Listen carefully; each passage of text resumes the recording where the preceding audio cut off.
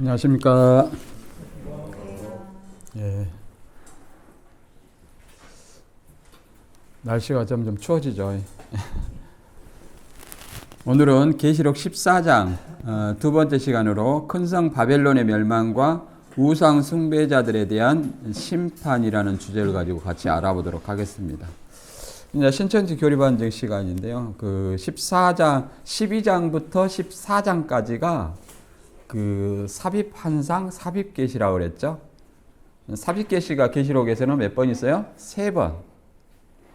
이제 7장, 그 다음에 10장에서 11장 14절까지, 그 다음에 12장에서 14절까지, 14장까지 이렇게 그 삽입환상이 이렇게 3번이 있습니다. 그리고 12장에서 14장까지 이 삽입환상은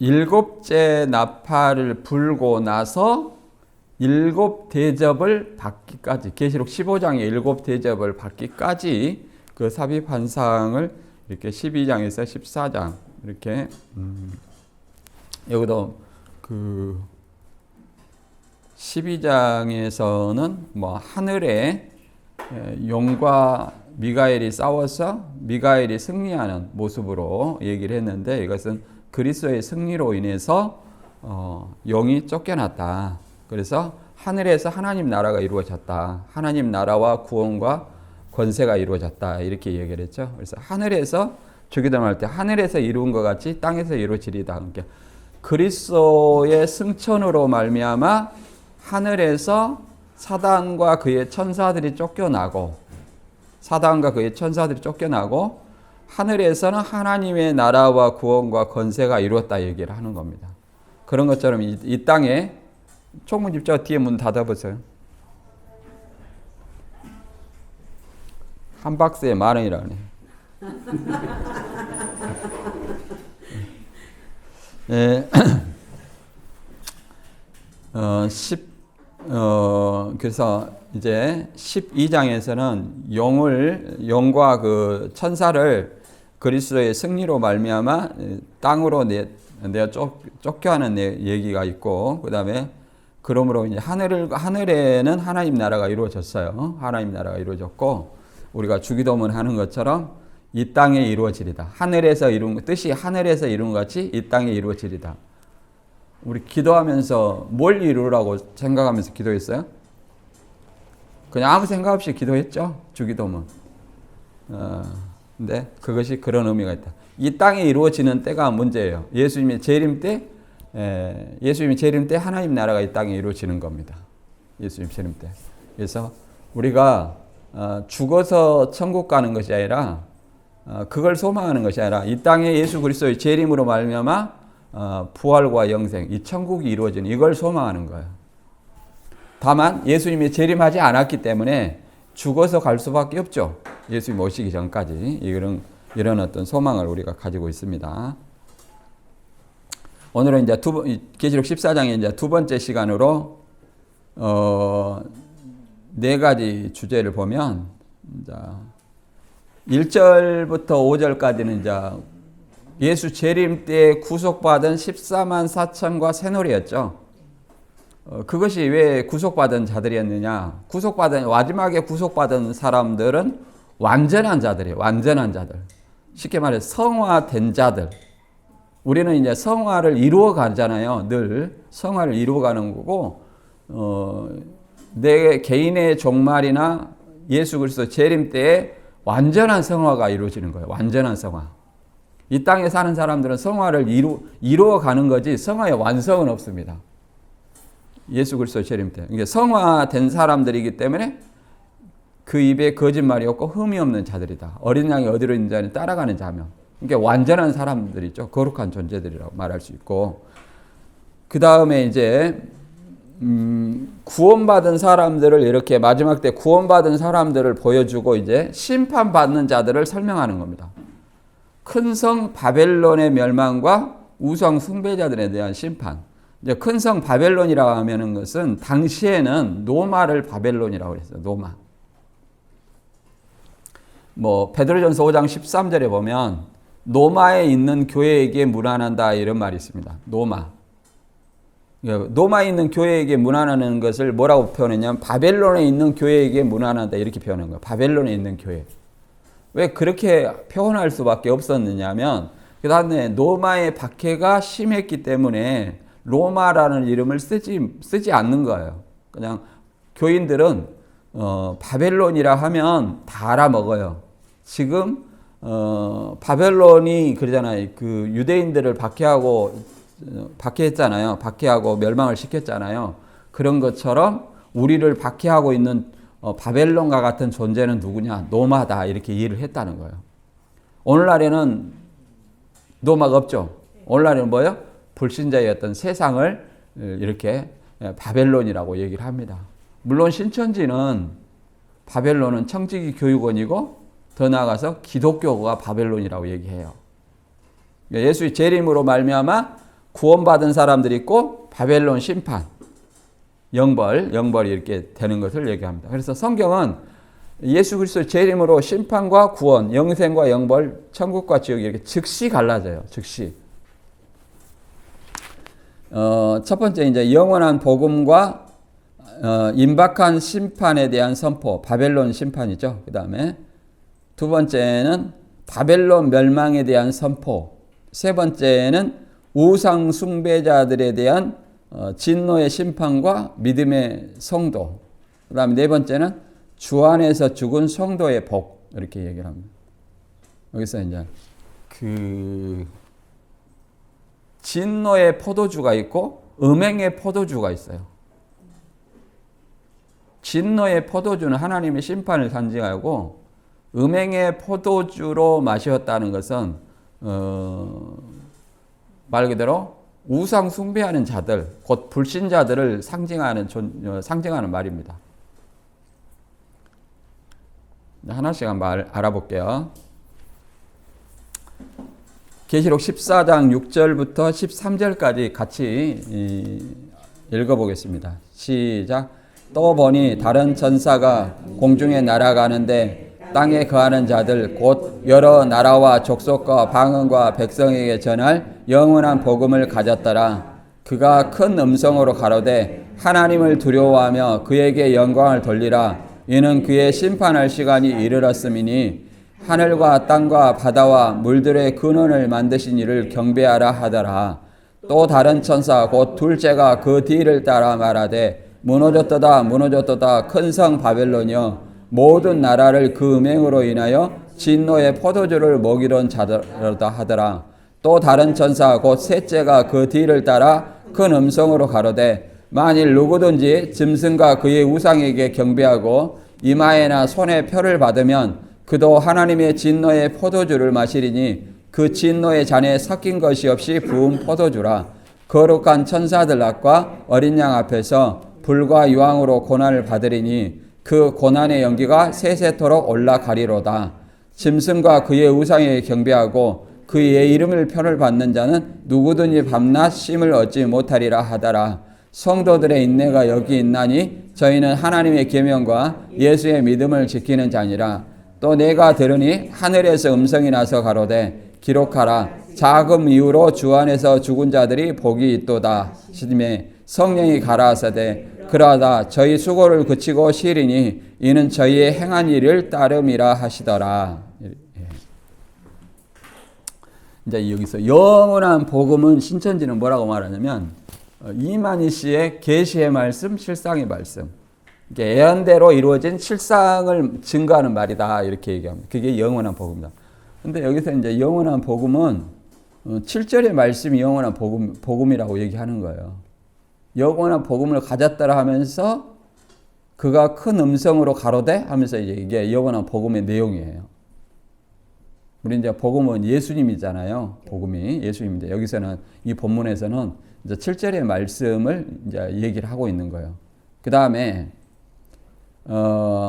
이제 8절에 보면 무너진 큰 성 바벨론이 음행으로 인하여 진노의 포도주로 먹이는 자로다 이렇게 돼요.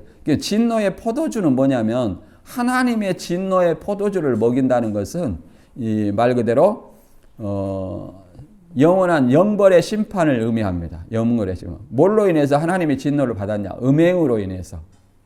이게 물론 육적 음행도 있겠지만 영적 음행은 뭐예요? 우상 숭배. 그잖아. 십계명에 다른 신 섬기고 우상 숭배하는 이것이 뭐예요? 영적 음행이에요.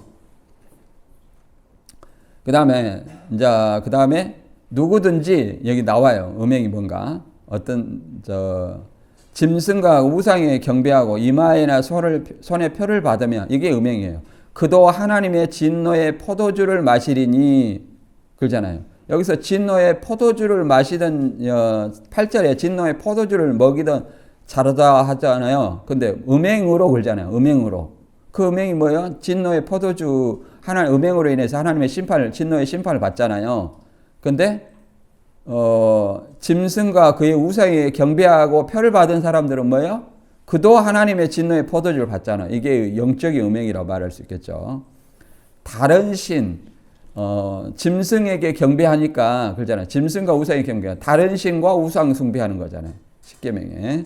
그래서 이렇게 얘기합니다. 진노의 포도주를 받아서 하나님 천사들과 어린 양 앞에서 불과 유황으로 고난을 받는다 하죠. 그러니까 영원한 심판을 진노의 포도주라고 얘기하는 거예요.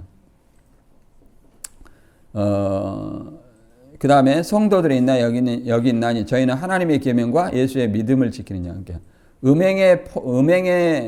음행으로 인하여 진노의 포도주를 마시는 자들이 있고, 그 다음에 하나님의 계명과 예수의 믿음을 지키는 자들이 있다는 거예요. 지키는 자들은 누구냐? 자금 이후로 주 안에서 죽은 자들. 그들이 뭐예요? 하나님의 계명과 예수의 믿음을 지키는 자예요. 그들은 저희 수고를 쉰다 그러면 안식을 하시는 거죠. 안식을 한다. 저희 행함이 뭐예요? 하나님의 말씀과 예수의 증거를 인하여 하나님의 계명과 예수의 믿음을 인하여서 주 안에서 죽은 자들을 얘기한다.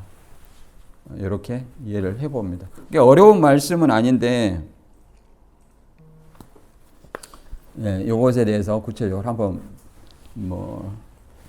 알아보도록 합니다. 이게 성경 읽어보면 음행의 포도주가 있고 진노의 포도주가 있다. 음행의 포도주는 음행으로 미혹된 자들을 음행의 포도주로 마신다 이렇게 표현한 거고, 진노의 포도주를 마신다는 것은 하나님의 진노의 심판으로 영벌을 받는 것을 의미해요. 이해되시죠?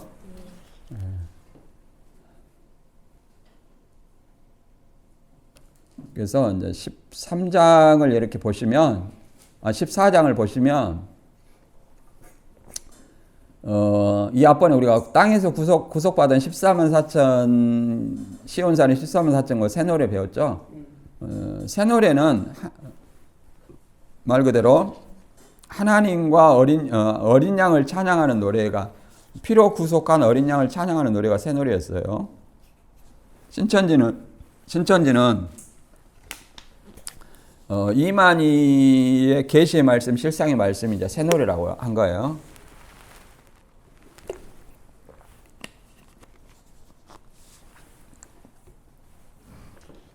그 다음에 이제 여기 보면,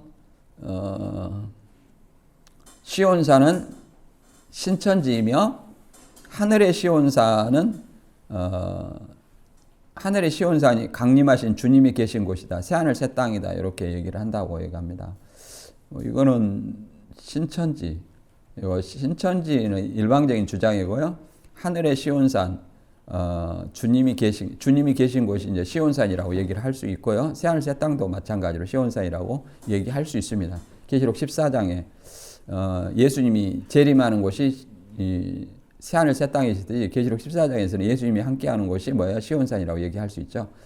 14만 4천은 이만희 씨의 계시의 말로 입맞은 14만 4천이라고 얘기합니다. 그러니까 지금 14만 4천 넘어가지고 이만희의 말을 배우는 것은 맞지 않죠. 그걸로 입맞는 시험이나 이런 걸 보면 성경이 없으니까. 그리고 이 사람들은 14만 4천은 두 종류의 14만 4천이 있어요. 재림하기 전에 7장에 입맞은 자 14만 4천이 있고요.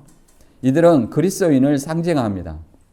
그 다음에 계시록 14장에 14만 4천은 그리스도 강림하실 때 사랑 가운데서 구속받은 그리스도인을 상징합니다.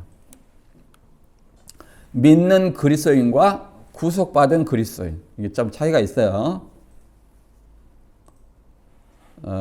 새 노래는 어린 양을 찬양하는 노래고요. 그 다음에 여자, 14장 13-14절은 이제 여자로 더불어 더럽히지 아니했다 얘기를 하잖아요. 이 여자는 신천지는 탁성한 목사를 여자라고 얘기합니다. 탁성한 목사. 신천지하고 장막성전하고 상관도 없는 사람들이 그냥 일방적으로 갖다 붙인 거예요. 근데 계시록에서는 음녀는 바벨론이라고 합니다. 바벨론은 뭐예요? 로마. 그러면 로마에 속해 있는 것만으로 음행했다고 할 것이냐? 그게 아니라 로마 황제와 황제의 신상을 숭배하는 것을 뭐라고 그래요? 음행이라고 얘기하는 겁니다. 음행이라고. 이게 무슨 말인지 이해되신가요? 네, 영적 음행이다. 그리고 이제 오늘 배울 내용이 영원한 복음. 영원한 복음은 교주의 계시, 실상의 말씀, 이게 영원한 복음이라고 합니다. 성경대로 이룬 것을 그러니까 신천지에서 실상이라는 것은 성경을 모방하고 사칭하는 것을 실상이라고 얘기해요. 모방하고 사칭. 그러니까 모방이 안 됐을 때 하는 말이 뭔 말이냐면 예언은 실상을 보고 푼다 이런 말이에요. 예언은 실상을 보고 푼다. 그 다음에 여기 보면 원래 복음은 예수님의 죽음과 부활을 의미합니다. 그리고 승천과 재림을 예수님의 복음이라고 얘기를 하는데 여기서 그 본문에서 영원한 복음은 7절의 말씀이에요. 하나님의 심판에 그러잖아요. 하나님의 심판이 이르렀기 때문에 하나님을 두려워하며 하나님께 경배하자 그런 어떤 내용이 있잖아요. 여기 보면 7절에 보면 그러잖아요. 하나님께 경배해야 될 이유는 하나님을 경배해야 될 이유는 이렇게 말합니다. 하나님을 두려워하며 그냥 하나님을 경배하니 그의 심판할 시간이 이르렀기 때문에 하나님을 경배하며 하나님을 두려워하며 그에게 영광을 돌리라 이렇게 얘기합니다. 이것이 뭐예요? 복음이에요. 근데 하나님은 계시록에서도 하나님은 누구를 하나님이라면 성부 하나님은 하나님이라 하지 않아요. 성자도 하나님이라고 해요. 계시록 21장 22절에 보면 주 하나님 곧 전능하신 이와 어린 양이라고 이렇게 얘기합니다. 하나님을 계시록 21장에서도 성부 하나님과 어린 양을 이렇게 하나님이라고 얘기합니다. 그래서 이렇게 그 다음에 바벨론은 신천지는 청지기 교육원이라고 말하고 더 나아가서는 기독교라고 얘기합니다. 이제 신천지 그 유튜브나 보면 이제 기독교를 바벨론이라고 그래요. 근데 그 내부에서는 청지기 교육원 7 목사라고 그래요. 바벨론이 7 머리 10뿔이잖아요. 그러니까 7 머리는 7 목사, 세상교회 7 목사, 그 다음에 10뿔은 장막성전의 10 장로 이렇게 얘기합니다. 로마고 바벨론 로마라 했죠. 로마고 그 다음에 오늘날에는 세상이다. 그 다음에 이제 신천지는 성경대로 이루었다 하려면 계시록 21장에 그러잖아요. 내가 새 하늘과 새 땅을 보니 처음 하늘과 처음 땅과 바다가 다시 있지 아니하더란께. 이 처음 하늘과 처음 땅과 바다가 없어져야 새 하늘과 새 땅이 나타나는 거예요. 새 하늘 새 땅이 나타남으로 처음 하늘 처음 땅 바다가 없어지는 거예요. 이거를 신천지에다 그대로 적용하면 신천지가 계시록 21장 새 하늘 새 땅을 신천지로 얘기하는 거잖아요. 그러면 하늘과 땅은 장막성전이에요. 그 다음에 바다는 바벨론이고 기독교예요. 그럼 뭐 기독교가 없어졌습니까? 안 없어졌죠. 그러니까 신천지라 얘기할 수 없다. 바다가 없어진 실상을 내놓을 수 없다. 그러니까 신천지를 할 수 없다. 이렇게 바다가 없어진 실상을 내놔봐라. 그럼 못 내놓죠. 그 다음에 우상 숭배자들. 여기는 이제 장막성전 왜 우상 숭배자들 장막성전 교인들이라고 말하냐면 그 계시록 13장에 신학교 안 간 17명의 목사들이 우상이라고 얘기합니다. 그러니까 신학교 안 간 사람이 목사 안수를 받으면 우상이라고 얘기하는 거예요. 그러면 그 사람도 17명을 세워서 그들을 목사로 인정했다. 이것이 뭐예요? 우상 숭배라고 얘기하는 겁니다. 그 다음에 더 나가서 이제 기독교 목사들이라고 얘기하는 거죠. 여기서 우상 숭배자들은 땅에 거하는 자들이에요. 사실은 땅에 거하는 자들. 노마 황제 숭배자들. 그렇죠? 도미티아는 황제의 신상이니까 그 우상이잖아요. 계시록에서는. 물론 많은 우상이 있겠지만 계시록에서는 도미티아는 황제의 신상을 숭배하는 거잖아요. 그러니까 노마 황제 숭배자들이 이 우상 숭배자들이죠. 더 나아가서 이단에 미혹된 자들과 불신자들도 우상 숭배자들이라고 말할 수 있죠. 하나님이 아닌 존재를 믿는 것, 이것이 뭐예요? 오늘날은 우상 숭배라고 말할 수 있죠. 어떤 사람 그러잖아요. 하나님 믿어? 나를 믿어, 나를. 우리는 그런 사람들을 우상 숭배자라고 얘기합니다. 그 다음에 자금 이후로 주 안에서 죽은 자. 자금이라는 것은 이제 지금 이후로, 지금. 신천지는 지금이 언제냐? 신천지는 때가 있어요. 84년 3월 14일 이후부터 죽은 자. 뭐 이렇게. 여기서 더 구체적으로 얘기를 옛날에는 이렇게 가르쳤어요. 14만 4천 인친 후에 죽어야 된다.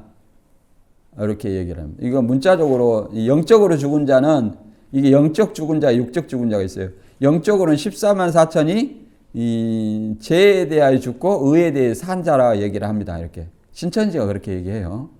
그 다음에 육적으로 죽은 자도 복이 있다. 그렇게 얘기하는데, 육적으로 죽은 자는 어떻게 복이냐? 14만 4천 인친 후에 흰 옷 입은 무리가 본래는 이제 14만 4천은 신이라빌에서 영생을 하는데, 육체 영생하는데 14만 4천 이후에 셀 수 없는 무리는 나무와 같은 수완이라고 했어요. 나무와 같은. 그래서 육이 죽어도 복이 있다. 이렇게 얘기를 했었습니다. 그런데 이만희 씨가 갑자기 나주 온 사람들이 이제 불평을 해요. 왜 그러냐면 1만 2천씩 14만 4천이라는데 광주나 뭐 대전이나 과천 이쪽에는 1만 2천이 친장 넘었거든요. 그런데 먼저 왔는데 다른 지파 1만 2천 안 찬 데로 가면 되는데 먼저 와갖고 흰무리가 되는 거잖아요. 그러면 우리는 다른 지파에 1만 2천보다 먼저 왔는데 우리는 육체 영생 못하냐? 이런 불만이 나오겠어요? 안 나오겠어요? 나오겠죠? 그러니까 이만희 씨가 민원을 들어주는 의미로 너희들도 영생한다. 육체 영생. 이렇게 말을 바꾼 거예요. 민원 처리라는 거예요. 민원 처리. 그러니까 갑자기 흰무리도 이제 육체 영생을 하는 거예요. 하게 돼버리는 거예요. 그러면 이제 뭔 문제가 있느냐? 14만 4천은 순교의 영이라는 이 존재가 와서 신이라비를 해야 돼요. 그러면 육체 영생은 뭔가 영이 임해야 돼. 순교 영혼이 임해야 된다. 영혼이 임해가지고 영생을 해야 돼요. 근데 셀 수 없는 흰옷 입은 무리는 임할 영혼들이 없어요. 그럼 어떻게 영생을 하겠어요? 그러잖아요. 14만 4천은 순교의 영이 오고 나머지 셀 수 없는 흰무리는 순교 안 한 영이 와야 되는데 순교 안 한 영이 와야 되는데 안 한 영은 1000년 후에나 그 부활하거든요. 1000년 후에나. 그러니까 영생한다는 논리가 뭐 어떤 사람은 순교 영이 임해서 영생하고 어떤 사람은 순교 영이 안 임해도 영생하고 이런 어떤 이상한 교리가 되는 거예요. 근데 자금 이후로 주 안에서 죽은 자는 계시록에서는 순교자들을 상징하고 더 나아가서 예수 그리스도를 믿다가 죽은 모든 사람들을 상징한다. 계시록만 읽어보면 그러잖아. 순교자들만 첫째 부활한 것처럼 돼 있어요. 그러면 순교 안 하고 죽은 사람들 어떻게 해요? 사도 요한 그러잖아. 뭐 가까이에서 사도 요한도 순교 안 하고 죽었는데 그럼 부활 못 합니까? 이제 그런 어떤 문제가 생기죠. 더 나아가서는 이제 예수를 믿다가 그냥 자연사 했어. 그럼 부활 못 하잖아요. 부활 못 하면 소망이 있어요, 없어요? 소망이 없는 거잖아요. 이제 이런 논리가 안 맞다는 것을 우리가 알 수 있습니다. 본문 한번 가서 알아볼게요. 복습은 이 다음 시간에 한번 이거 14장 끝나고 복습을 한번 하도록 하겠습니다. 복습을 자꾸 해야 이게 순리를 하는데, 땅에 거하는 자들에게 거할 영원함을, 땅에 거하는 자들은 세상 모든 사람들을 얘기해요. 천사에 의한 영원한 복음과 임박한 심판의 선포 이렇게 했는데, 읽어보면 이렇게 됩니다. 14장 6절 7절 또 보니 다른 천사가 공중에 날아가는데 땅에 거하는 자들 곧 여러 나라와 족속과 방언과 백성에게 전할 영원한 복음을 가졌더라. 그가 큰 음성으로 가로되 하나님을 두려워하며 그에게 영광을 돌리라. 이는 그의 심판할 시간이 이르렀음이니 하늘과 땅과 바다와 물들의 근원을 만드신 이를 경배하라 하더라. 그죠? 이게 영원한, 여기서 본문에서 영원한 복음은 7절의 말씀이에요. 그잖아. 그가 영원한 복음을 가졌는데 그가 큰 음성으로 가로되 그러잖아. 그럼 복음의 내용이 나오는 거예요. 이해된가요? 복음의 내용이 뭐예요? 하나님을 두려워하며 경배하라. 여기까지. 하나님을 두려워하며 그에게 영광을 돌리라. 이는 그의 심판할 시간이 이르렀으니 하늘과 땅과 바다와 물들어 근원을 만드신 이를 경배하라. 그럼 이것이 바벨론을 심판하는 것이 그러잖아요. 바벨론을 심판하고 그러잖아요. 바벨론을 심판하는 하나님께 영광을 돌리고 두려워하며 이것이 복음이라는 거죠. 왜 복음이냐? 복음은 기쁜 소식이잖아요.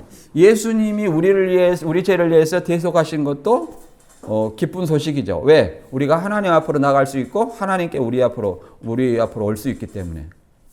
우리가 하나님과 함께 할 수 있는 죄를 없애 주잖아요. 그러니까 이것도 복음이지만 또 예수님이 마지막 바벨론 세상을 심판함으로 그러잖아요. 불신자들을 심판함으로 말미암아 영벌의 처함으로 말미암아 믿는 자들은 뭐예요? 구원이죠. 그러기 때문에 그들을 심판하고 믿는 자들을 구원함으로 말미암아 하나님 나라가 이 땅에 이루어지는 거예요. 재림함으로. 그러므로 이것도 뭐예요? 복음이라고 말할 수 있죠. 이거는 영원한 복음이라고 이렇게 얘기할 수 있다.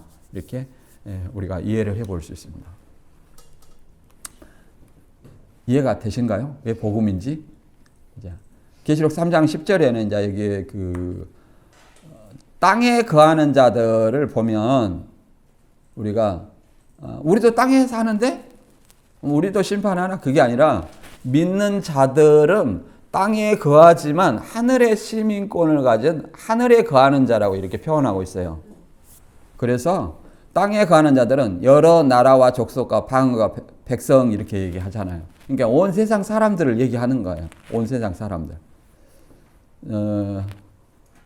계시록 3장 10절에도 이렇게 말합니다. 내가 나의 인내의 말씀을 지켰은즉 내가 또한 너를 지켜 시험의 때를 면하게 하려니 이는 장차 온 세상에 임하여 땅에 거하는 자들을 시험할 때라. 온 세상. 온 세상이 뭐예요? 온 땅. 온 세상, 온 땅. 땅에 그들을 심판할 때 뭐예요? 말씀을 지킨 자들은 구원받는다는 거죠. 구원받는다. 시험의 때를 면해 준다는 거예요. 그 다음에 계시록 6장 9절 10절에 이렇게 보면 순교자들이 제단 아래 순교자들이 뭐라고 말하냐면 거룩하고 참되신 대주제요. 땅에 거하는 자들을 심판하여 우리 피를 신원하에 주지 아니하시길 어느 때까지 하시려니까 이렇게 얘기를 합니다. 그러니까 땅에 거하는 자들에 의해서 목배임을 당했다, 순교했다 이걸 알 수 있고, 그러니까 땅에 거하는 자들, 이게 불신자들에 의해서 순교했다는 것을 얘기하고 불신자들을 심판함으로 말미암아 순교자들의 어떤 피값을 갚아주는 거예요. 갚아주면 이들을 심판함으로 말미암아 믿는 자들이 구원이 이루어진다. 그게 이제 마지막 때 주재림 때 이루어지는 거죠. 또 8장 13절에 보면 이제 나팔 부는 재앙 있죠. 나팔 부는 재앙. 인재앙, 7개 인대 여는 재앙, 7개 나팔 부는 재앙, 그 다음에 뭐예요? 7개 대접 쏟는 재앙이 있습니다. 근데 이들의 어떤 재앙이라는 것은 땅에 거하는 자들을 심판함으로 말미암아 믿는 자들은 구원에 이루는 거예요. 믿는 자들은 구원. 여기도 봐보세요.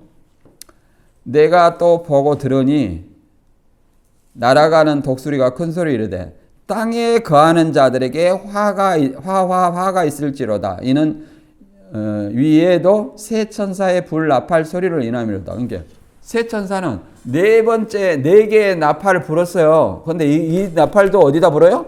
땅에 거하는 자들 불었다는 거예요. 근데 앞으로 또 새 천사의 나팔이 있다는 거예요. 근데 이 새 천사가 어디다 나팔을 불어요? 땅에 거하는 자들한테 분다는 거죠. 땅에 거하는 자들을 심판하는 어떤 나팔이라는 거예요. 그래서 새 천사의 불 나팔 소리를 임하다. 그러면 자, 첫째부터 여섯째까지는 심판이에요. 근데 일곱째까지라도 심판이라고 얘기하는 거예요. 근데 일곱째는 구원의 나팔이라고 성경은 설명하고 있습니다. 일곱째 천사가 나팔 부는 날 세상 나라가 그리스도의 나라가 되고, 일곱째 천사가 나팔 불면 죽은 자들이 썩지 아니할 것 다시 살고 우리도 썩지 아니할 거로 변화한다. 이렇게 고전 15장 51절 이하에 이렇게 나와 있어요. 이게 심판과 구원이 동시에 이루어진다. 영벌과 영생이 동시성이라는 걸 알아야 돼요. 어떤 목사님처럼 옷만 남았냐고 구경할 시간이 없어요. 바로 즉시 영생과 영벌로 갈라지기 때문에. 이해되시죠? 신천지는 영벌을 안 믿어요. 천년 후에나 영벌이 있다고 얘기합니다. 또 김풍일 씨도 누가 지적을 하더만 왜 영벌이 없고 천년 후에나 영벌이 있느냐. 이제 이렇게 같은 뿌리기 때문에 그래요. 장막성전이 같은 뿌리기 때문에 천년 후에는 영생과 영벌이 있다. 우리는 재림 때도 영생과 영벌이 있어요. 재림 때 영생과 영벌이 있다. 또 땅에 거하는 자들이 심판받을 자인데 어떤 자들이냐. 자, 순교를 시키고 우상 숭배하는 자들이에요. 자, 봐보세요. 13장 14절. 짐승 앞에서 받은 바 이적을 행함으로 땅에 거하는 자들을 미혹하여 땅에 거하는 자들이 이르기를 칼에 상하였다 살아난 짐승을 위하여 우상을 만들라 하더라. 그잖아. 그들을 미혹해서 땅에 거하는 자들 미혹해서 땅에 거하는 자들에게 칼에 상하였다 살아난 짐승을 위하여 우상을 만들라. 이렇게 우상을 만들고 그들을 또 숭배하는 거죠. 그러니까 이 당시에는 이제 도미티안 황제 시대에는 그 로마 시민을 얘기하고 로마 백성을 얘기하겠죠. 오늘날에는 이제 예수 그리스도를 안 믿는 모든 사람들이 다 이 땅에 거하는 자들이고 그들이 다 우상 숭배자들이라고 말할 수 있는 거예요. 아, 나는 우상 숭배 안 했는데 예수 안 믿으면 다 우상 숭배자들이에요. 그래서 이제 18장 20절에 보면 이제 그 순교자들의 신원을 해 주십니다. 하늘과 성도들과 사도들과 선지자들아 그를 인하여 즐거워하라. 하나님이 너희를 신원하는 심판을 그에게 하셨습니다. 이게 음료와 짐승에게 심판하는 거예요. 음료와 짐승에게 심판함으로 말미암아 이제 순교자들의 피값을 갚아준다. 그러니까 하늘과 성도들과 사도들과 선지자들아 이제 그를 인하여 기뻐하라 이렇게 얘기를 하는 겁니다. 그다음에 일곱째 천사가 나팔을 불면 어떻게 되냐? 여기 보면 이제 계속 일곱째 영원한 복음이 있다겠죠. 여기서 영원한 복음은 그렇잖아요. 하나님의 심판할 시간이 이르렀기 때문에 하나님을 두려워하며 하나님을 영광을 돌리라 이렇게 얘기하죠. 하나님을 경배하고. 네. 그 마지막 심판은 일곱째 나팔은 복과 화가 들어있죠. 동시에. 화라고 그랬는데 여기는 믿는 자들에게는 축복을 설명해 놓고 있어요. 10장 7절에 보면 일곱째 천사가 소리내는 날 그의 나팔을 불려고 할 때에 하나님이 그 종 선지자들의 전하신 복음과 같이 하나님의 그 비밀이 이루어지라. 하나님의 비밀이 예수예요. 예수가 그죠? 선지자들이 전한 복음은 뭐예요? 예수님이 우리를 위해서 십자가에 대속하시고 부활하셨다가 승천하시고 또 강림하신다. 이게 뭐예요? 복음이에요. 예수님이 강림하시는 거, 이게 복음이다 이 말. 그러니까 복음과 같이 일곱째 천사가 소리내는 날 복음과 같이 오셔가지고 뭐예요? 불신자들을 심판하고 믿는 자를 구원하는 것이 뭐예요? 일곱째 천사의 나팔이죠. 여기서 이제 일곱째 천사 나팔을 불면 이렇게 됩니다. 일곱째 천사가 나팔을 불매 하늘에 큰 음성들이 나서 이르되 세상 나라가 우리 주와 그리스도의 나라가 되어 그가 세세토록 왕노릇하리다. 이게 일곱째 천사가 나팔을 불면 세상은 더 이상 존재해요, 안 해요? 존재 안 하고 불못에 들어간다. 그리고 우리 주와 그의 그리스도 나라가 되어 그가 세세토록 왕노릇한다. 그러면 그리스도를 믿는 사람들은 다 이제 주와 그리스도의 나라에서 이제 함께 살겠죠. 이 내용을 또 심판으로 인해서 즐거워하는 내용이 또 있습니다. 19장 1절에 보면 이 일 후에 내가 들으니 하늘에 허다한 무리의 큰 음성 같은 거 있어 이르되 할렐루야 구원과 영광과 능력이 우리 하나님께 있도다. 여기서 허다한 무리의 음성은 천상계의 성도라고 말할 수 있어요. 천상계의 성도. 뭐 여기 11장 15절에도 하늘의 음성들이 여기는 이제 누가 한지는 몰라요. 그러나 여기도 하늘의 허다한 무리의 음성이라 했고 여기는 하늘의 음성이라 했죠. 근데 여기 19장 1절에는 하늘의 허다한 무리는 이제 천상계 성도들을 얘기합니다. 할렐루야 구원과 영광과 능력이 우리 하나님께 있도다. 하나님을 믿는 천상계의 우리는 누구냐? 천상계 성도들이다. 이렇게 볼 수 있죠. 그의 심판은 참되고 의로운지라 음행으로 땅을 더럽게 한 음녀를 심판하사 자기 종들의 피를 그의 손에 갚으셨도다. 아니 땅에 가는 자들 심판하라 했는데 갑자기 음녀를 심판하는 거예요.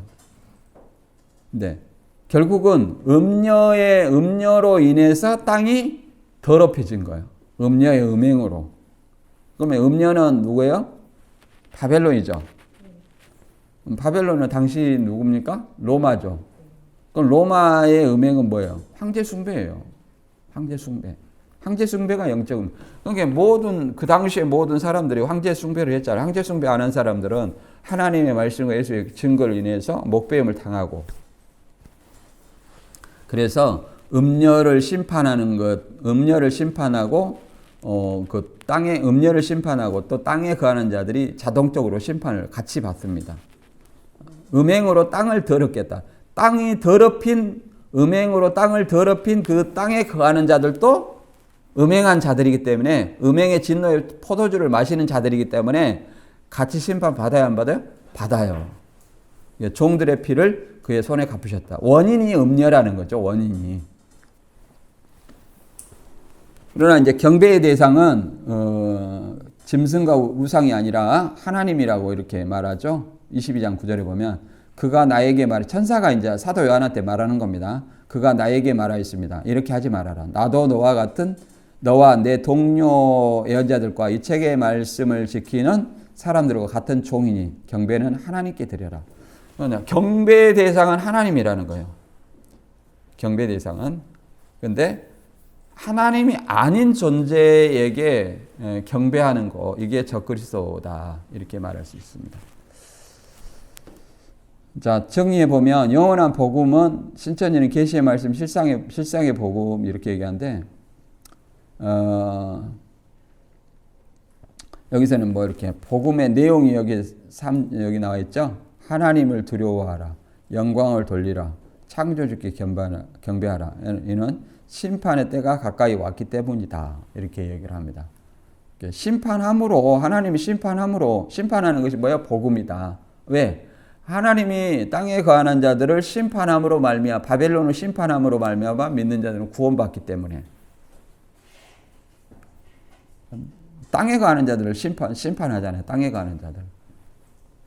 전 세계 인류입니다. 불신자들, 세상, 이렇게 전 세계 인류를 심판하는 거죠. 세상을 심판하고. 성도들은 하늘의 시민이기 때문에 땅에 거하지만 땅에 거하는 자들로 보지 않고 하늘에 거하는 자, 하늘의 시민으로 봅니다. 그 다음 신천지는 어떻게 설명했냐. 영원한 복음은 이렇게 써 있죠. 예언이 성취된 실상을 증거하는 말씀. 예언이 성취됐다는 것은 모방과 사칭이에요. 예를 들어서 12지파다. 너 그 12지파 실상이 있느냐 이렇게 물어보거든요. 근데 뭐 강주는 베드로 지파 이렇게 딱 이렇게 뭐 전국을 우리나라만 12개로 쪼개가지고 이렇게 12지파 실상이라고 얘기하는데 이거는 모방과 사칭이지 성경대로 이룬 것이 아니에요. 모방과 사칭이지. 왜 이것이 잘못되었느냐. 자, 예를 들어서 예수님의 12제자가 그러면 똑같이 모방을 했으면 똑같이 이루어졌다고 모방을 하려면 예수님 12제자도 뭐 땅 따먹기를 했어야 되죠. 땅 분배를 했어야 되잖아요.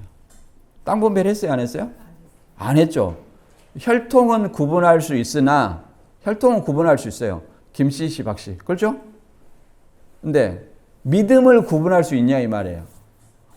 믿음은 구분할 수 없어요. 그래서 무슨 지파는 하지 못하되 이스라엘 그리스도인을 이스라엘 12지파라 이렇게 말할 수 있습니다. 이스라엘 12지파 그리스도인을.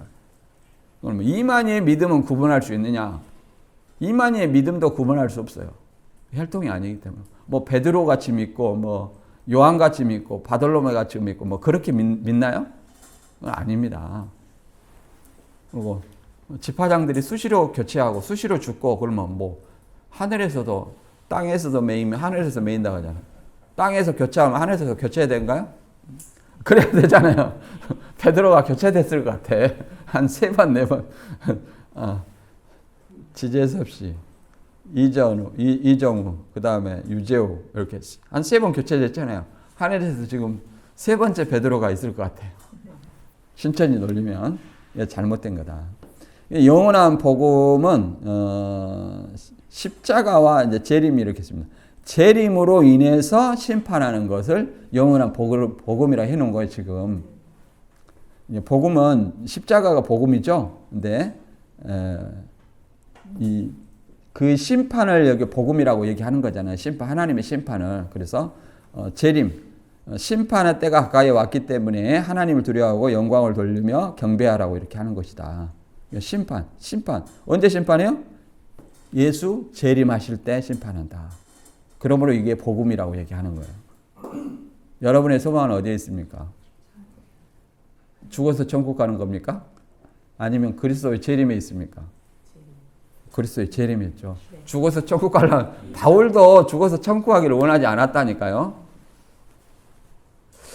두 번째 천사의 바벨론 멸망에 대한 선포를 한번 봅니다. 14장 8절 또 다른 천사 곧 둘째가 그 뒤를 따라 말하되 무너졌다 큰 성 바벨론이여 모든 나라를 금행으로 인하여 진노의 포도주로 먹이던 자로다. 그렇잖아요. 그래서 여기서 이 진노의 포도주는 음행의 진노의 포도주가 아니에요. 음행으로 인하여 진노의 포도주를 마시는 게 하나님의 진노의 포도주를 먹이신다. 그러니까 진노의 포도주는 하나님의 진노의 심판으로 인해서 영벌을 받는 걸 얘기하는 거예요. 영벌을. 아까 조금 전에 봤죠? 근데 여기서 무너졌도다 큰 성 바벨론이요. 바벨론이 계시록 17장, 16장, 17장, 18장에 이제 바벨론을 심판하는 거예요. 16장 대접 심판으로 바벨론 심판하는데 16장, 17장, 18장이 이제 이게 바벨론 심판이에요. 16장에서 이제 바벨론이 완전히 심판을 받았음을 설명하고 17장은 이제 조직 바벨론을 설명하고 18장은 이제 귀신의 처소와 상인들의 바벨론을 이렇게 설명하는 겁니다. 각각 다르게. 신천지는 17장까지 이루어졌고 18장 아직 안 이루어졌다. 이게 2020년 코로나 때 이만희 씨가 하는 얘기입니다. 그 전에는 2020년 전에는 코로나 전에는 이만희 씨가 바벨론을 다 심판하고 18장까지 심판하고 19장에 혼인잔치집으로 센터를 이렇게 세웠다는 거예요. 센터가 혼인잔치예요. 그래 전도를 하는 겁니다. 사거리에서 만나는 대로 전도를 하는 거예요. 근데 이만희씨가 감옥 갔다 나오더니 잔치집이 취소됐다. 그래서 이제 17장까지만 이루어졌고 18장은 아직 안 이루어졌다. 하나님이 불로 심판한다. 문자적인 불로 이렇게 얘기를 한 겁니다. 그러니까 잔치집이 취소됐으면 신학원을 전부 빼야 되죠. 전도를 안 해야 되죠. 잔치가 무산됐으니까 식장을 안 잡아놨는데 손님 초대하면 됩니까? 안 됩니까? 안 되잖아요. 그런데도 식장은 없는데 손님은 모으고 있다. 이런 모순이 생기는 거예요. 한번 볼까요? 바벨론은 여호와의 손에 잡혀 있는 예레미야 51장 7절에 바벨론은 여호와의 손에 잡혀 있는 온 세계가 같이 하는 금잔이라 문 민족이 그 포도주를 마심으로 미쳤도다. 이렇게 여기서 바벨론은 실제 바벨론이에요. 구약에서는. 그러니까 바벨론에 의해서 예루살렘이 무너졌죠. 이제 이게 무너질 것을 설명하는 거죠. 이렇게. 금잔에 포도주를 마시고 미쳤다고. 바벨론에 무너지면 어떻게 돼요? 바벨론 신들을 숭배하게 돼 있어요.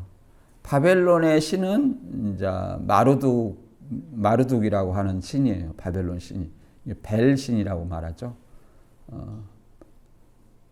그 다음에 이 바벨론은 누구냐? 베드로전서 5장 신약에서는 또 바벨론을 사용해요.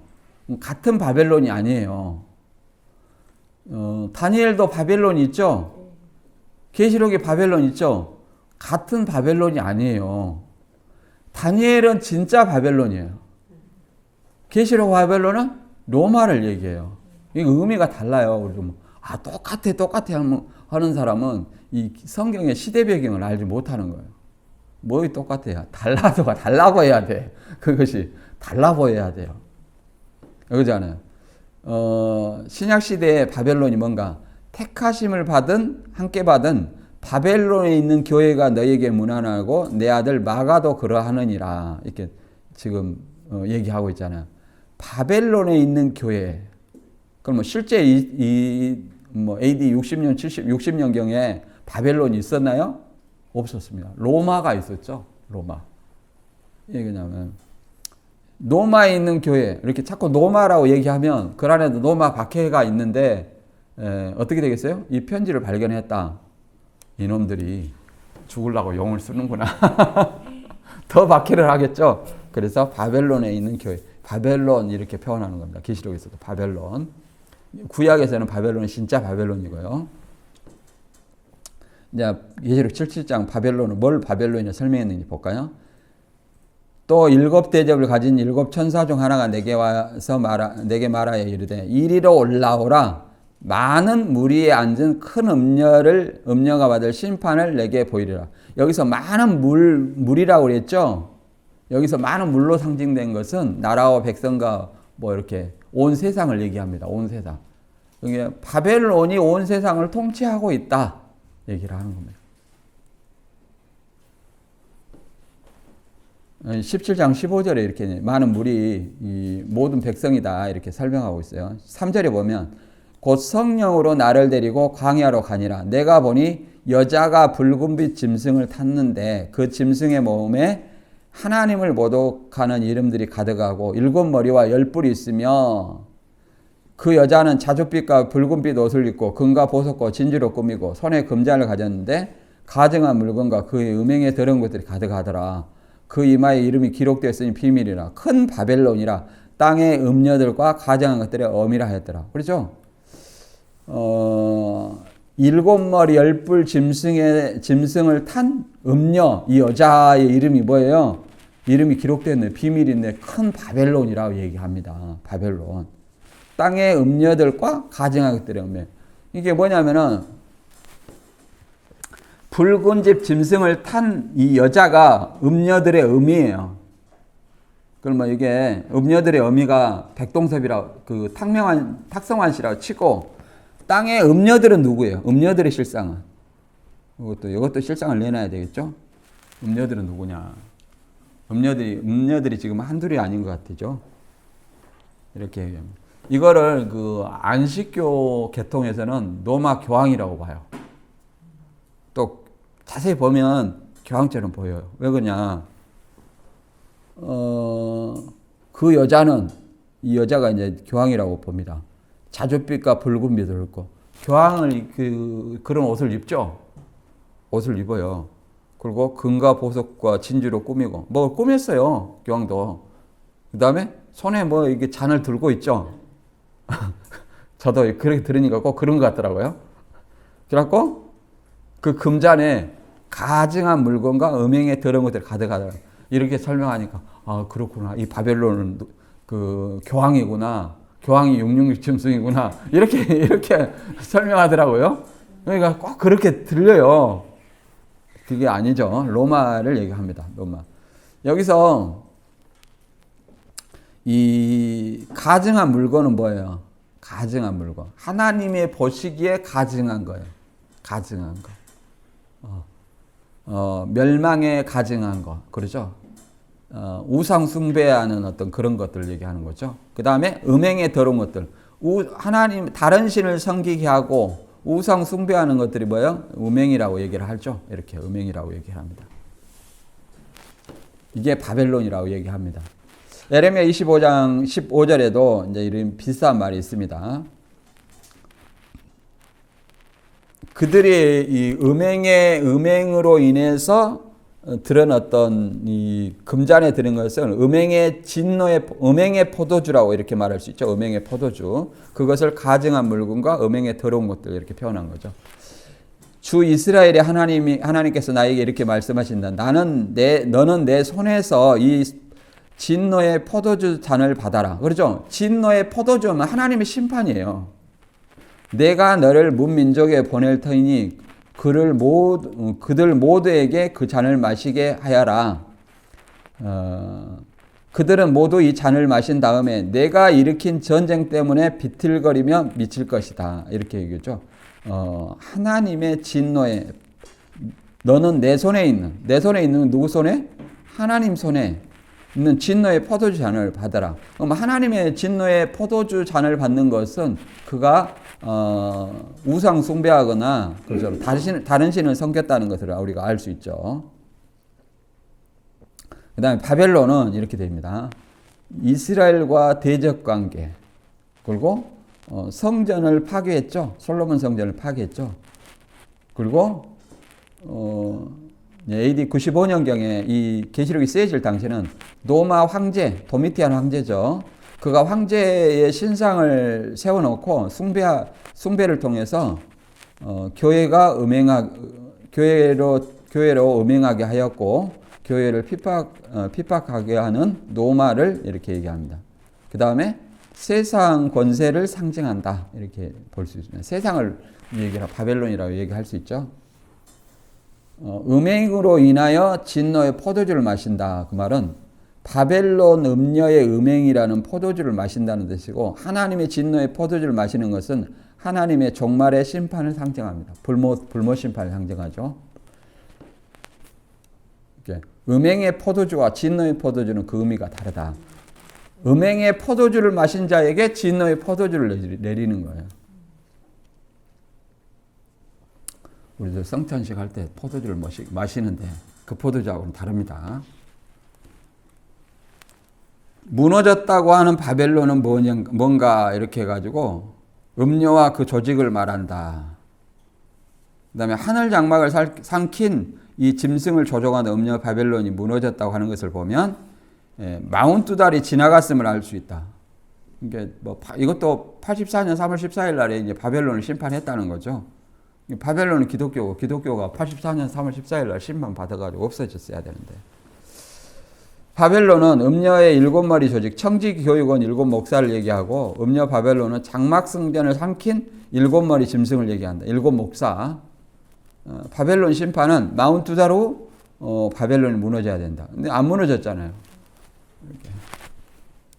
바벨론이 무너진 실상을 내놔봐라. 신처지식으로 얘기해보면 내놓을 수 있겠어요? 없죠. 큰 성 바벨론과 우상 숭배자의 정체는 그 로마 황제 로마에는 다신 사상이에요. 다신 사상. 그리스 로마 신화에 나오는 그 신들 플러스 여러 신들이 있어요. 뭐 사도행전에는 아데미 신도 있죠. 아데미 여신, 다산의 여신, 아데미 여신이 있고, 그 다음에 알지 못하는 신이라고 이렇게 편말도 해갖고 그 신도 섬기고, 또 거기에다 뭘 섬겨요? 황제신, 황제신을 섬기죠. 황제신. 세 번째 천사의 우상 숭배에 대한 진노의 심판과 믿음의 성도. 이렇게. 이거 한번 읽어볼까요? 14장 9절부터 12절까지. 시작. 또 다른 천사 곧 셋째가 그 뒤를 따라 큰 음성으로 가로되 만일 누구든지 짐승과 그의 우상에게 경배하고 이마에나 손에 표를 받으면 그도 하나님의 진노의 포도주를 마시리니 그 진노의 잔에 섞인 것이 없이 부은 포도주라. 거룩한 천사들과 하나님 서서 불과 유황으로 고난을 받으리니 그 고난의 연기가 세세토록 올라가리로다.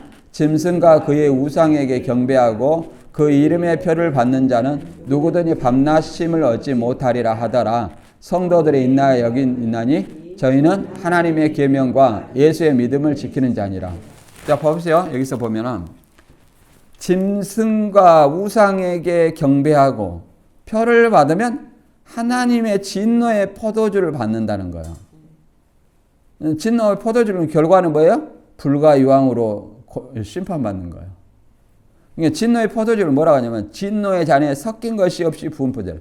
순수한 어떤 그 포도주다. 아주 강력한 하나님의 어떤 심판을 의미합니다. 강력한. 그리고 불과 유황으로 고난을 받는 것이 뭐예요? 밤낮 쉼을 얻지 못하는 영벌이죠. 영벌이잖아요. 근데 여기서 다시 설명하잖아요. 짐승과 그의 우상에게 경배하고 이름의 표를 받는 자는 하나님의 진노의 포도주를 받아 불과 유황으로 고난을 받으리니 밤낮 쉼을 얻지 못하는 거예요. 이렇게 연결되는 거죠. 이해되시죠? 연결되는 거예요. 이게 음행이고.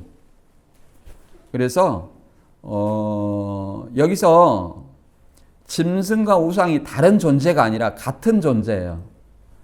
짐승과 그의 우상, 짐승과 짐승의 우상이에요. 666 짐승이라니까요. 666 짐승의 우상을 세워놓고 그에게 경배하면 뭘 줘요? 표를 주는 거예요. 666 표를 주는 거예요. 이걸 베리집이다 얘기를 하고, 이제 네로나 우리 합동 측, 우리 개혁 측은 네로가 많아. 네로. 또 상담소에서는 교황이라고 하대. 근데 내가 그 추적을 보니까 그 위에 이단 상담의 꼭대기에 누가 있냐면 그 목사님이 누구라고 말을 안 하는데 목사님이 거기 안식일 출신이야. 그래서 그런 것 같아. 제 추측입니다. 이것은 제 추측이에요. 거기 출신이요. 그래서 교황이라 하지 않았나 이렇게 생각을 해요. 내가 신천이 나와가지고 이렇게 666 짐승 공부하는데 제가 신천지에서 이미 이렇게 어느 교회는 무슨 교리 가르치는지 대충 알잖아요. 거기를 배웠기 때문에. 아니 666 짐승을 그 교황이라 하는 거예요. 그래서 이거는 안식일 개통해서 하는 건데 아니라는 거예요. 이게 맞다는 거예요. 그래요? 그런가 보다 했죠. 근데 나중에 보니까 왜 그런지 알게 됐습니다. 왜 그런지. 근데 안식일 개통이니까 안상홍이나 또 엘리야, 박명호 이쪽에도 안상홍 개통이거든요. 그러니까 거기도 다 교황이로 알겠죠. 물론 교황이 그 기독교를 박해한 적이 있습니다. 이렇게 그 종교개혁 이후로 예수회를 통해서 많은 어떤 기독교인들을 죽이고 박해를 했어요. 하긴 했습니다만은 아무튼 본문에 나온 짐승과 우상은 네로도 아니고 교황도 아니고 베리칩도 아니고 또 신천지가 말하는 솔로몬 같은 오평호 목사도 아니고 누구냐? 도미티안 황제다. 실제로 이런 일이 있어야 되잖아요. 숭배 안 하고 숭배하고 표를 주고 그 다음에 숭배 안 하면 그 다음에 어떻게 해야 돼요? 다 죽여야 되는 이런 일이 있어야 되잖아요. 이런 일을 있은 것이 뭐예요? 도미티안 황제밖에 없어요. 예를 들어서 그 네로가 자기 신상을 섬겨놓고 경배 안 하면 죽였습니까? 그건 아니죠. 교황이 그랬습니까? 아니죠. 뭐 오평호가 그랬나요? 아니죠. 그래서 도미티안과 도미티안 황제의 신상을 주와 하나님으로 경배하는 걸 주와 하나님으로 고백하는 걸 얘기하는 거예요. 주와 하나님으로 고백하는 자에게 이 황제의 이름과 숭배한 날짜 이렇게 표를 주는 겁니다. 그 사람은 이제 살아요. 육신은 살아요. 그러나 영혼은 불못에 들어간다. 그러나 성도들의 인내가 여기 있나요? 저희는 하나님의 계명과 예수의 믿음을 지키는 하나님의 계명과 예수의 믿음을 지키는 자들은 어떻게 돼요? 순교를 하죠. 자 볼까요? 13장 14절 보면 짐승 앞에서 이게 땅 짐승입니다. 짐승 처음 짐승이 땅에서 올라온 짐승에 권세를 준 거예요. 짐승 앞에서 받은 바 이적을 행함으로 땅에 거하는 자들을 미혹하며 땅에 거하는 자들의 이르기를 칼에 상하였다 살아난 짐승을 위하여 우상을 만들라 하더라. 저가 권세를 받아 그 짐승의 우상에 생기를 주어 그 짐승의 우상으로 말하게 하고 또 짐승의 우상에게 경배하지 아니한 자는 몇이든지 다 죽이게 하더라. 그러죠. 짐승의 우상에게 경배하지 아니한 자는 누구든지 다 죽이게 하더라. 그러면 이게 뭐 장막성전 쫓아내는 것이 아니에요. 신천지는 장막성전에서 17명 신학교 안 간 사람 17명 신학교도 안 갔는데 목사를 세웠다 17명을. 그러니 그들이 우상이다. 그러니까 그들을 목사로 인정 안 하면 다 장막성전에 출애했다 이런 논리예요. 이게 우상은 뭐냐? 신천지에서 우상. 신학교 안 가고 목사 된 사람 다 우상이다. 그러면 신천지는 신학교 안 갔는데 왜 위장교회에서 다 목사라 하고 있어? 우상이에요. 우상. 장로교 간판 달면 멸망이다. 왜 자기들은 장로 간판 달아? 그것도 멸망이죠. 그냥 논리가 맞지 않습니다. 아무튼 짐승과 우상에게 경배하지 아니한 자는 몇이든지 다 죽으더라. 그래서 순교자가 있는 겁니다. 그가 모든 자, 곧 작은 자나 큰 자나 부자나 가난한 자, 자유인이나 종들에게 그 오른손이나 이마에 표를 받게 하고 이렇게 얘기합니다. 표를. 이걸 신천지는 목사 임직식이다 이렇게 얘기합니다. 오른손을 들어서 맹세하고 이마에 안수한다. 또 그럴듯 하더라고. 이마에 이마에 귀신 쫓을 때 이마를 때리긴 하더만. 그건 아니고 목사 안수는 이마에다 안 받아요. 기도하고 있으면 머리 뒤에다 받아요. 머리 위에다. 그래서 계시록에서는 사단의 삼위일체를 설명했죠. 용, 짐승, 거짓 선지자. 이걸 이제 당시에는 사단의 사주를 받은 도미티안 황제 제사장 이렇게 본다 했죠. 자 16장 13절 읽어보면 나는 또 용의 입과 짐승의 입과 거짓 선지자의 입에서 개구리같이 생긴 더러운 영 셋이 나오는 것을 보았습니다. 그래서 세 종제죠. 이게 사단의 삼일체예요. 우리는 성부, 성자, 성령이죠. 그들은 귀신의 영으로서 기이한 일을 행하면서 온 세계의 왕들을 찾아다니는데 그것은 전능하신 하나님의 큰 날의 전쟁을 대비하여 왕들을 모으려고 하는 것입니다. 자, 그 세 영은 히브리 말로 아마겟돈이라 하는 것으로 왕들을 모았습니다. 이게 아마겟돈 전쟁이에요. 최후에. 근데 여기서 모은다고 했지만 이건 무슨 표현이냐? 모으지 않아요. 모은다고 했지만 이것은 사단에 뭉치는 것을 설명하는 거예요. 그러니까 예수님의 재림이 가까워올수록 사단이 더 세력을 떨치고 뭉치는 것을 설명하는 거예요. 그래서 종교다원주의, WCC, WEA, 이렇게 이번에 감리교에서 그걸 설명하더라고요. NCCK인가? 이게 종교다원주의를 인정하는데 왜 거기 탈퇴한다고 말을 못하냐. 목사님이 눈을 끔뻑끔뻑 하고 있더만 앞에서. 장로님이 들어서 얘기합니다. 우리의 신앙을 따라서 가감히 탈퇴한다고 했으면 그 의제를 다뤄서 탈퇴해야지 왜 말을 안 하고 그렇게 하냐 이렇게 얘기하더라고요. 우리의 신앙에 배치된다 이렇게 얘기를 하더만. 직분자들 모여서 얘기하는데 그렇게 얘기하더라고요. 성도들이 알면 들고 일어납니다. 아무튼 이렇게 사단이 갈수록 그런 어떤 종교다원주의, 하나님 못 믿게 하는, 그리고 불신자들 그런 것들로 인해서 교회 안에서는 사랑이 싫어지고 더 이제 적그리스도와 미혹자들이, 거짓 선지자들이 많이 드러나게 되는 겁니다. 그다음에 이 아마겟돈을 모았죠. 아마겟돈은 이제 이스라엘의 그 무기토 언덕을 아마겟돈이라고 그래요. 거기서 이제 전쟁을 했잖아요. 근데 이게 모은다고 했지만 실제로 모으지는 않아요. 사단의 세력이 더 힘을 발하고 더 세력이 하나 되는 것을 의미합니다. 하나 되는 것을. 그래서 이제 우리가 영국이 차별금지법이 통과됨으로 말미암아 기독교의 나라가 10% 기독교인이 10%. 왜냐하면 이단이다 하면 잡혀 들어가. 이 우리나라도 이제 그걸 하려고 난리야. 그러니까 언제 될지 이것이 문제지. 결국은 이 성경을 보면 그러잖아요. 사단이 득세하면 통과될 것 같아. 우리는 반대하지만 통과될 것 같아요. 통과될 것 같아요. 계속 그걸 얘기하잖아요. 대법원에서도 동성애 결혼을 허락한다. 동성애 결혼. 하나님의 순리를 어긋나는 겁니다. 우리는 기독교는 성경을 읽으면서 그걸 찬송한다는 것은 성경을 모르는 거예요. 그러잖아요. 하나님이 남자와 여자를 창조했는데 남자가 남자로, 여자가 여자로. 이게 뭡니까? 이거는 아니다. 시계를 봤는데도 넘어가 버렸네요. 아무튼 아마겟돈 전쟁 여기까지만 하고 다음에 이어서 하도록 하겠습니다. 제가 아마겟돈 전쟁을 영화로 많이 만들어지잖아요. 그걸 많이 봤어요. 지구 종말이라는 영화가 아마겟돈이에요. 근데 성경을 이렇게 공부를 해보니까 아마겟돈은 지구 종말이 아니라 불신자들의 종말이에요. 불신자들의 종말. 자, 봐볼까요? 19장 11절에 보면 내가 하늘에 열린 걸 보니 보라 백마와 그것을 탄 자가 있으니 그 이름은 충신과 진실이라. 그가 공의로 심판하며 싸우더라. 백마 탄 자는 누구예요?